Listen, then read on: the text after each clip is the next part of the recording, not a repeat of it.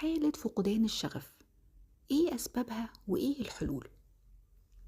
غالبا بيظهر فقدان الشغف ده لما بيكون عندك ارهاق شديد مستنزف طاقيا، فالحماسة بتاعتك والدافعية بيقعوا. كمان اوقات لما بتكون عندك روتين شديد في حياتك وفي غياب للاهداف الواضحة في الحياة، ده كمان بيخلي عندك فقدان شغف. في حاجة كده اسمها الاحتراق النفسي.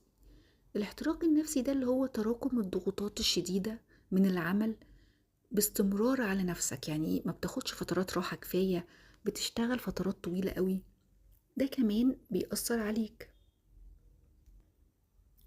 السعي ورا الكمال، ودايما حاطط توقعات عالية جدا غير واقعية، وبالتالي لما ما بتوصلهاش بتحبط وبتفقد بقى الشغف.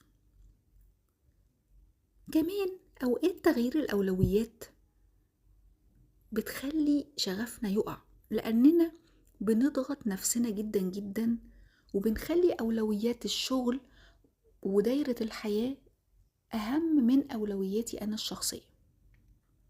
وفي سبب كده ممكن تستغربوه بس هو حقيقي، هو سبب صحي.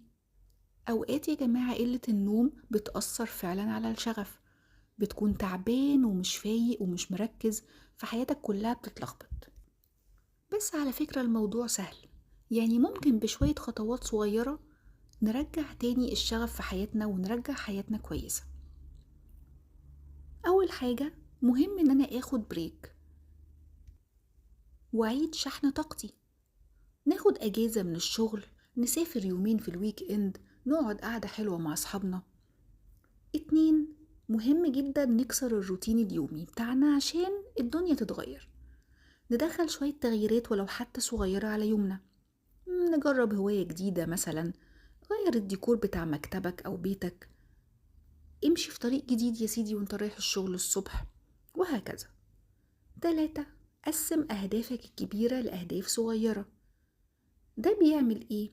بيخلينا كل ما نحقق هدف صغير في يومنا بننبسط بيه، فبيدينا حماسة وبيدي كده دفعة طاقية حلوة جدا.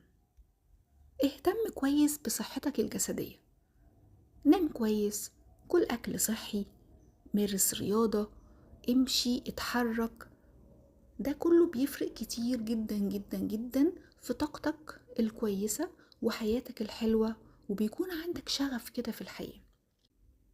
الشغف يا جماعة دافع مهم جدا علشان استمرار الحياة بشكل جيد، فأرجوكوا ما تهملوش ده، وحاولوا انكوا تغيروا حياتكوا وتخلوها أحسن وأفضل واستمتعوا بيها بشكل حلو وصحي.